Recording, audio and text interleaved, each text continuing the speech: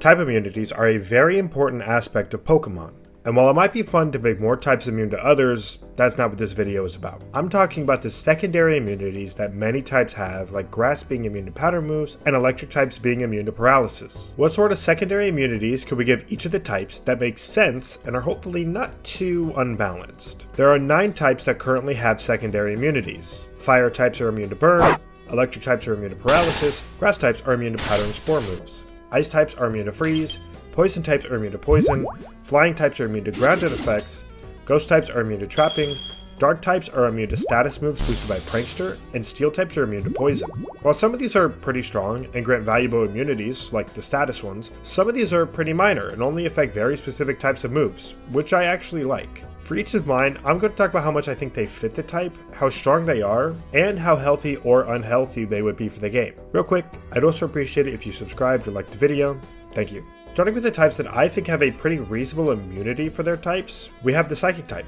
I would make Psychic types immune to confusion. Psychic types tend to have pretty well-honed minds, so being able to snap themselves out of confusion makes a lot of sense to me. This isn't super strong, but it's not bad either.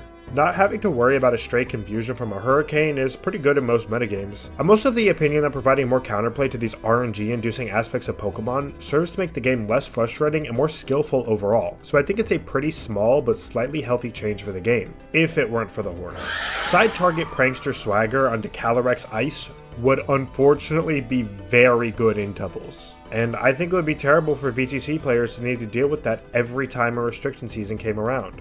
Currently, VGC players need to use Prankster Riolu with coaching to get a priority stat raise onto Cali Ice, so putting that power into the hands of Thundurus or Tornadus is so much of a jump that I think this would overall be not great for the game, at least in doubles, even if it is thematically very appropriate. Next up, we have the Fighting type. I would make them immune to flinching. I think they would have trained some sort of martial reflex that makes them not flinch when hit by a rock or something.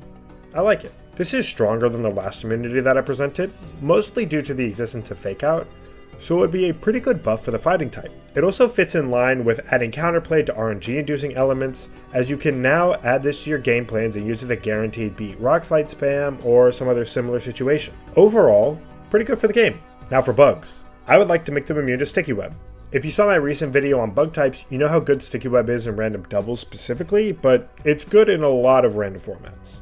Bug types really need all the help they can get, and while I think it's funny that the worst type gets the most minor buff out of all the types here, I'm willing to give them just about anything and say it's healthy for the game, because it really would be. But now that we're done with the worst type, let's talk about the best type. I would make the Fairy type immune to item manipulation from opposing Pokemon. Things like Trick, Switcheroo, Pickpocket, Thief, etc. wouldn't work completely. They'd still take damage if the moves do damage, but their items would be unaffected. I think this fits with the tricky side of fake creatures. I know in Pokemon they tend to be more sparkly and light, but I play a lot of D&D, so to me the Fae are tricky, and some of the Pokedex entries back this up. As for strength and balance, I think it depends on which moves you make them unaffected by, so I've made a few tiers and we'll talk about each. Tier 1 is immunity to just Switcheroo and Trick. Tier 3 is immunity to Knockoff. Tier 2 is anywhere in between. Giving them immunity to Trick and Switcheroo is niche enough to where I think it's actually a pretty good change. Not that strong, but still useful. Good. Tier 2 is weird. These moves are uncommon, but it would feel weird to have a Mon not get its berry burnt up by Incinerate because it's a Fairy type. Not great, but not disastrous. Now for Tier 3. Immunity to Knockoff is too much. I think Knockoff should be weakened a little, don't get me wrong, but by no means do I want that to be through a buff to the Fairy type of all types. Bad. Go to the Rock types. For Rock types, I might have given them the strongest immunity that isn't, one of the status immunities, so bear with me. I would make the Rock types cancel out the switching effects of pivoting moves. They would still deal damage or drop stats, but moves like Volt Switch or Parting Shot wouldn't switch out the user, as if they've hit a brick wall. It's a little bit more stretching than I've done so far, but it's not the worst. This is niche, but if you can get it to matter, it's gonna matter. I can already imagine working this into game plans to prevent opponents from switching out and then retaliating with my own Pokemon. With what I enjoy about playing Pokemon, this one would get me the most excited. But is it healthy for the game? I think so. Rock is a pretty bad type, so giving them something this good and weakening the spam ability of pivoting moves is a decently welcome change in my eyes. Now, it doesn't necessarily go in line with my ideology of reducing RNG elements, but it doesn't introduce any RNG either, and it makes it so there exists counterplay to these things. Now for the Rock-type sister. Ground could have an immunity to being forcibly switched out. It kind of makes sense, because they tend to be pretty fat, and staying grounded when others can't is decently thematic if you don't think too hard. As far as health for the game is concerned, this might be the worst one so far. I don't really play singles, but even I know that force switching is a good counter to many setup sweepers, and allowing anything to negate that while we still have terror in the game would be bad for singles, especially when it struggles to be an enjoyable game mode in the first place. In doubles, this is a pretty okay change.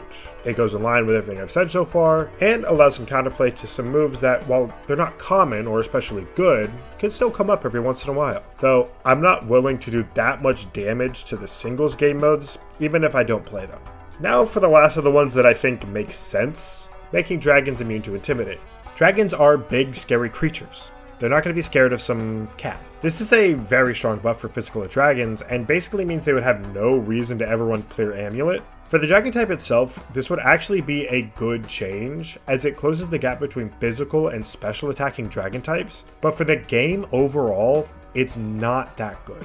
Dragon type is already strong, so there's no need to give them a buff like this.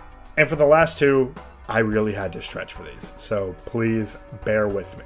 Water could be immune to freezing. I know when we think of freezing in real life, we tend to think a lot of frozen water, but it's hard to freeze a lot of water because it has a high specific heat capacity. I don't know, Moxie Boosted is a physicist, ask him on Twitter or something. Realistically, burn should be here instead, but I'd much rather use this space to take the freeze condition down a little more if possible. It's the worst condition for the game by far, and I'd be okay with making every single type that resists ice being immune to freeze if I can make it happen.